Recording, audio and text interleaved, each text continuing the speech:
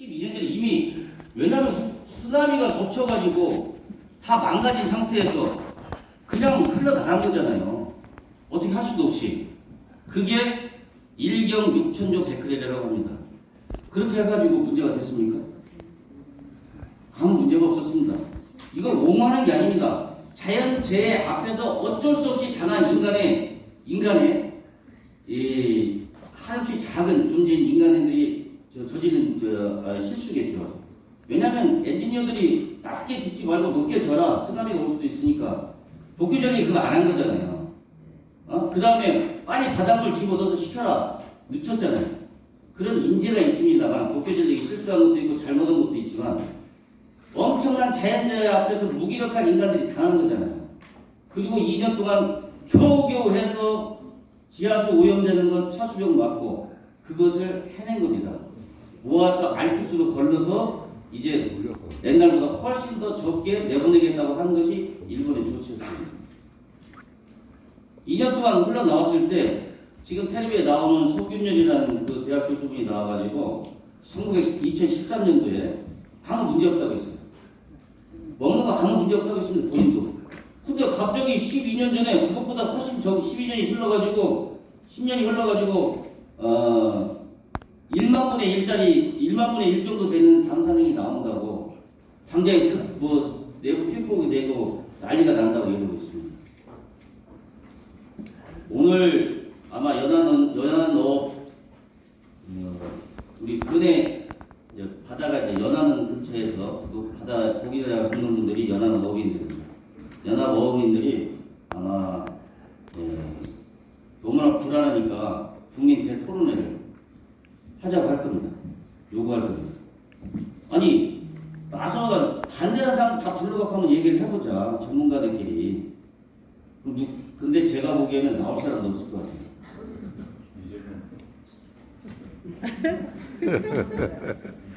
그래서 제가 지금 첫 번째 말씀드리고 싶었던 것은 우리가 희석한다고 하는 것이 경제적 싸기도 하겠지만 이 문제는 굉장히 가장 안정적으로 환경의 충격을 가장 덜 주는 방법으로 해결할 수 있는 것이다 라고 하는 점을 놓치지 말아주셨으면 해가지고 말씀을 드렸습니다. 제가 두 번째 말씀드리고 싶은 것은 그러면 우리가 일본의 방류를 반대하는가? 여러분들 일본 방류 반대합니까? 벌써 말하기 찜찜하잖아요. 그잖아요. 아니 방류를 근데 여러분 찬성합니까? 아닙니다. 찬성하는 것도 아니잖아요. 사실 어떻게 할 수 없는 거잖아요. 자, 대한민국 정부가 일본 정부 보고 야 방류 우리 반대 방류하지 마. 그럼 일본 정부가 이렇게 물어봅니다. 왜? 방류하지 말아야 되는데.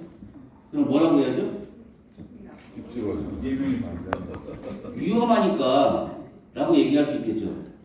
대한민국 바다가 다 오염이 되니 그러니 반대를 할 수밖에 없다. 그럼 일본 사람들이 동의합니까?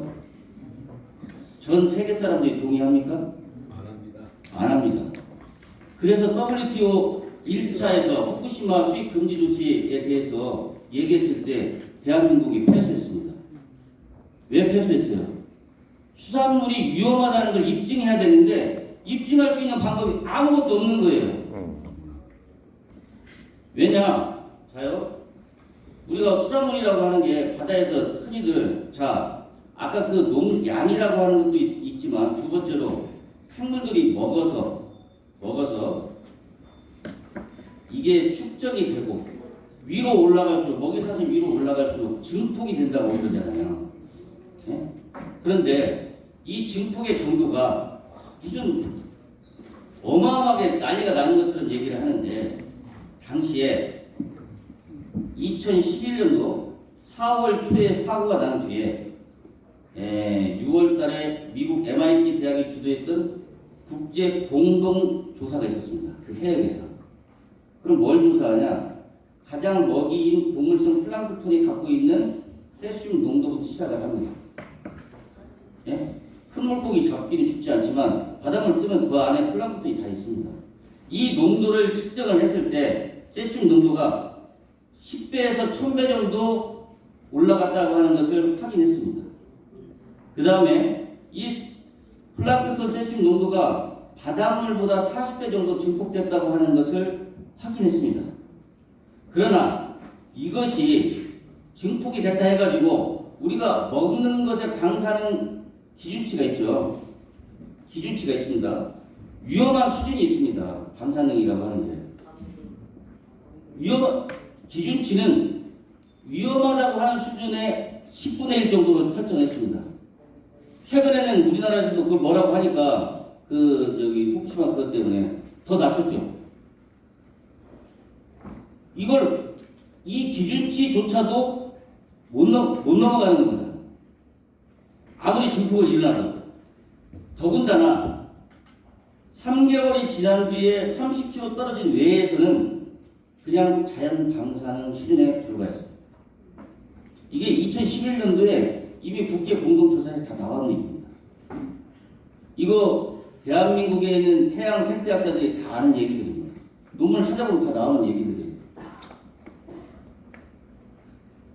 그런데 12년이 지났는데 그 농도가 더 올라간다는 게 이해가 됩니까? 그러니 일본 정부에다가 위험하니까 방류를 반대한다 아무리 해본들 국제사회에서도 인정하지도 못하고 국제사회에서 동의를 얻을 수가 없습니다.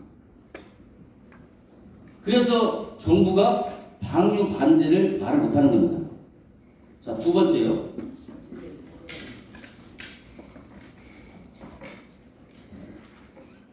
그래도 바다 아니냐, 바다. 바다에다 뭘 버리는 건 안 되지 않냐. 우리가 심지어 어떤 분들은 제가 이제 물리학과 출신들 단톡방에 이렇게 뭐 얘기하다 보면은 일본 애들이 앞으로 그러면 그 저준위 폐기물 바다에 다 버리자고 하면 어떻게 해? 이렇게 나오는데 폐기물을 버리는 건 법으로 국제협약에서 금지돼 있죠. 그래서 폐기물을 버리는 겁니까? 처리해서 처리수를 버리는 겁니다. 네? 처리수를 버리는 거고 바다를 깨끗하게 해야 되는데 이렇게 원자력과 관련된 물질들이 쏟아져 나오면 도대체 전 세계 그냥 아무거나 계속 쏟아 부으면 어떻게 되느냐, 바다가 오염되지 않겠느냐 라고 일본 정부에다가 그러기 때문에 우리가 반대한다 라고 얘기를 했습니다. 그럼 일본 정부에서 뭐라고 얘기할까요? 아니, 니들이 버리는 것이 우리보다 더 많은데 중국은 우리보다 50배가 더 많은데 북한은 세계 기구에 보고도 안 하는데 왜 우리만 갖고 뭐라고 하냐. 자, 바다가 걱정이 돼서 지금껏 배출하고 있는 방사능과 관련된 물질들을 줄여야 되겠다고 한다면 어떻게 해야 되냐면요. 동북아시아에 있는 원자력 발전소를 운영하고 있는 모든 나라들이 모여가지고 국제기구에서 그람당 150 베크렐이라고 하는 수준에서 우리가 삼중수소면 그렇게 했는데 앞으로 50 베크렐로 낮추자 라고 제안해서 중국이나 일본이나 이런 사람들하고 같이 얘기를 해야죠. 북한하고도. 그래야 진정으로 태평양을 사랑하고 동해안을 사랑하고 남해안을 사랑하는 방법인데 그게 되냐고요. 지금 제가 두 가지를 얘기했습니다. 우리가 일본의 방사능 물질 처리수를 방류하는 것을 찬성하냐? 그렇지만 찬성은 안 하지만 반대할 수가 없다. 반대할 명분도 없고 아무것도 없다 이겁니다. 첫 번째, 오염이 된다고 하는데 오염되는 게 없다는 겁니다. 오염을 입증할 수가 없다는 겁니다. 두 번째, 다른 나라도 한국, 중국, 북한 모두 일정 정도의 방사능 폐기물을 방사능 처리한 처리수를 버리고 있습니다. 국제 기준에 맞춰서. 그렇기 때문에 일본 정부에다가 요구할 수가 없는 거예요. 그럼 우리는 어떻게 해야죠? 국민들이 무서워하니까 두려워하고 방사능이니까 두려워하잖아요. 그래서 아무 문제가 없다고 설명을 항상 얘기합니다. 가서 국민들한테. 우리가 바깥에 귀신이 있습니다. 귀신이 무서우니까 애들이 겁을 먹어요. 막 부모들이 가가지고 아유 귀신 없어. 아무 걱정 없어. 근데 옆에 와가지고 꼭 다른 어른이 와가지고 여기 귀신이다 하고서 깜짝깜짝 놀래게 해요. 그 애들이 막 울죠 또. 그럼 어떻게 해야 돼요? 또 달래니다. 이걸 지금 누가 하고 있어요? 지금 대한민국에서 이러고 있는 겁니다. 예? 일본에서 아무리 방류를 하든 처리를 계속 하면은 사실 문제가 없는데 문제가 없이 처리를 하고 있으니 제발 안심하고 수산물을 잘 평소처럼 이용해도 괜찮습니다라고 얘기하면 귀신 있다고 옆에서 그러는 거예요.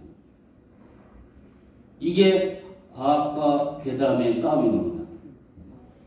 이거 누가 피해를 보냐? 나 찜찜해서 안 먹어. 우리 횟집에 지금요, 손님들이 올 때마다 얘기해요. 여기 괜찮나요? 뭐, 가격 없어요? 저를 걱정해 주는 분들이 많으니까. 제가 신문에 나오고 난 뒤로, 연락들이 왔습니다. 횟집 하고 있는데, 정말, 뭐라도 하시면은, 가서, 도움을 드리겠다고. 손님들 와가지고 찜찜해서 못 먹겠다고 계속 그러십니다. 저한테 시간 얼마 남았죠? 많이 남아 있습니다. 몇 분까지 해야 돼? 50분까지. 그렇게까지는. 우리도 방조하는 거예요. 중국, 북한뿐만 아니라 우리나라도. 예. 우리나라도 처리수 방류하고 있습니다. 예, 방류하고 있습니다. 원자력 공학하시는 훨씬 더 잘하는데 이게 중수로라고 하는 캔두형이라고 캔두형 발전소에서 물을 냉각수로 씁니다. 그럴 때 발생하는 양이 우리 월성 발전소가 있고요. 그 다음에 중국에는 몇 개 있고 그걸 캐나다행이라고 하는데 캐나다는 그래가지고 수천 배를 삼중수소 보내고 있습니다. 근데 삼중수소는 제가 아까 계속 갈수록 줄어든다고 그러는데 왜 그러냐면요. 60년대, 70년대 바다에 핵폭발 실험했잖아요. 그 이후로 평상시보다 수백 배 올라가는 거예요. 그것이 반감기를 거치면서 줄어들고 있는 거예요. 공중에 터뜨린 공중 핵폭발 실험 같은 거 이런 것들이 영향을 미쳤는데 그걸로 인해 가지고 지금 30년 한 50년 동안 살고 있는데 그걸로 인해서 이미 폭발 직후에 열과 이런 걸 방사능으로 이미 그 일대는 다 죽고요. 그것에 이제 방사능에 의해서 영향을 받는다. 그런 사실을 어렵다고 봐야죠.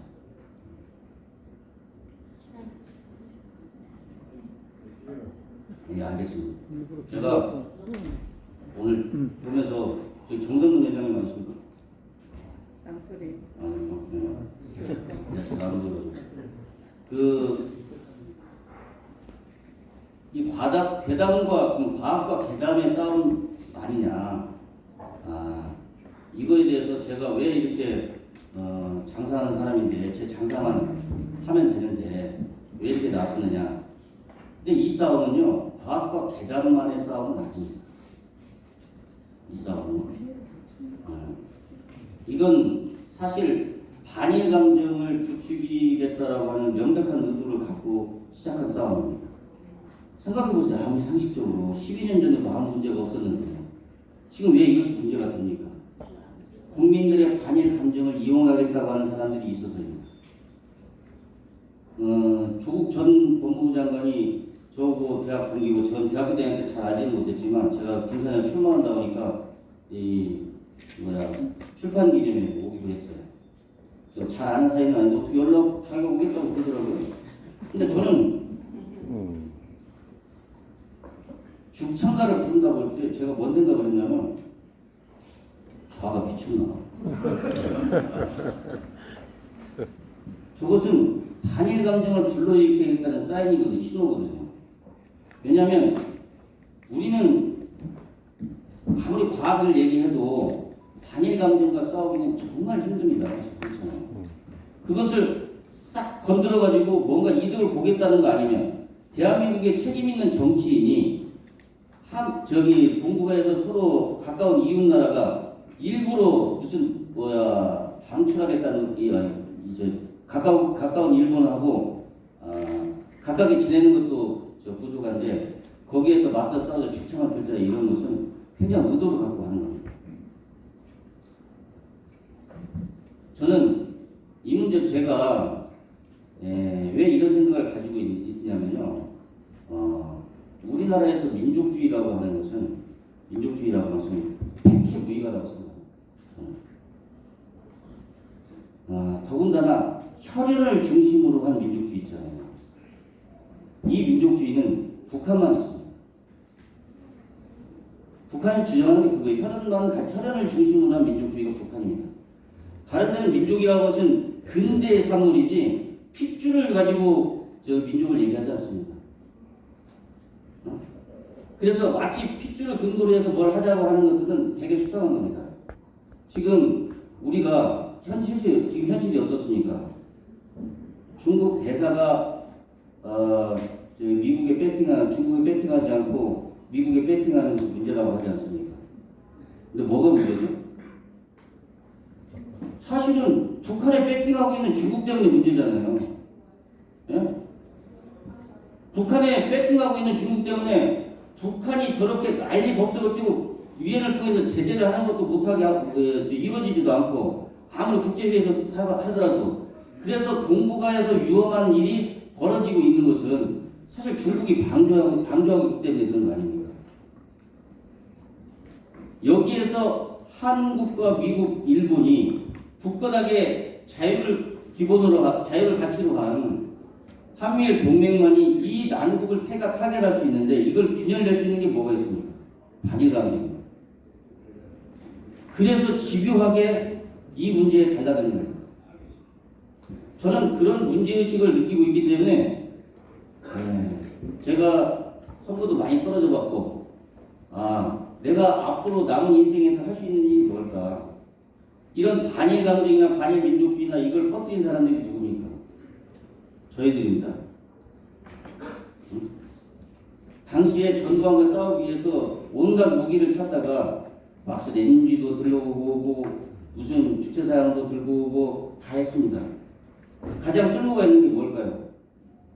사람들이 다수가 분노하고 있는 반일 감정입니다. 그걸로 해결할 수 있습니다. 근데 우리나라는 그게 너무 저변에 깔려 있습니다. 이걸 잘 관리해야 되는데 지도층이 그걸 긁어가지고 끌어올린다? 이건 의도가 있는 거예요.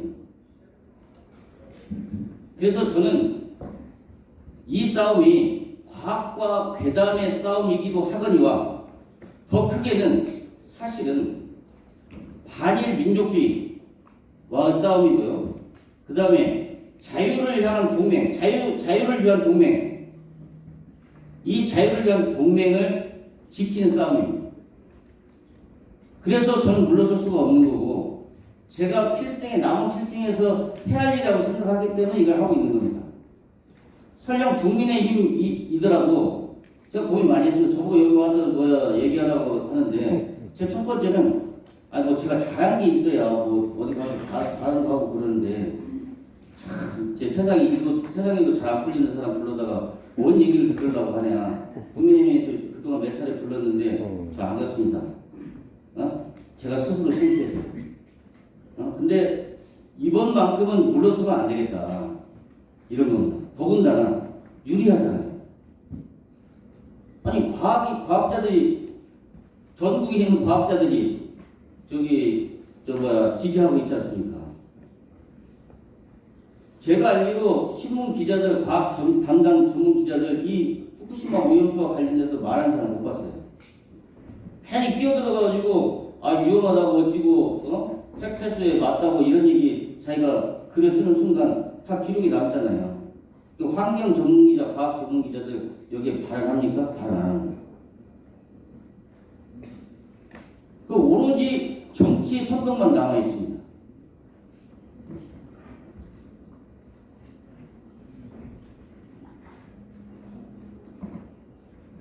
그래서 저는 이런 질 수 없는 싸움에 국민의힘 의원 여러분들이 많이 나서서 주셔가지고 너무너무 고맙고요. 그리고 이 싸움을 끝까지 승리할 때까지 힘들더라도 가야 되지 않겠느냐 이런 생각입니다. 제가 네 번째로 말씀드리고 싶은 것은 어민들과 어업에는 위기이기도 하지만 굉장한 기회이기도 합니다. 아니 어민과 어업에 대해서 이렇게 관심을 많이 가져본 적이 있습니까? 네? 여기 저 보니까 안병길 의원님 계시는데 안병길 의원님이 부산에서 저 어업과 관련해서 많은 얘기들도 하시고 지금 한일 간의 관계에 있어서 많은 문제들이 있잖아요. 첫 번째가 뭐가 있냐면 한일 어업협정이 있습니다. 우리 저 안병길 의원님이 국회에서 계속 질의하시고 작년부터 계속 얘기하는 걸 제가 보고 있는데요. 이거 해결 안 되고 있습니다. 이거 문재인 때 벌어진 문재인 때 그냥 놓고 있었던 거잖아요. 이렇게 한일 관계가 협력 관계에 있을 때 이 문제 좀 제발 좀 해결해 주십시오. 네? 한일 영어 협정이 뭐냐면요. 한국과 일본 사이의 중간 수역과 일본의 경계 수역, 백화점 경계 수역 안에 들어가서 고기를 잡을 수 있는 권리가 2018년인가요? 2018년까지 있었습니다. 2018년, 네. 2018년까지 있었는데 지금 안 되고 있습니다. 부산에 있는 어민들이 또는 다른 어선들이 가서 못 잡고 있습니다. 이거 좀 해결해 주세요. 이렇게 어민들을 위한다고 할 때 이런 거 좀 해주십시오. 두 번째 뭐가 있냐면요.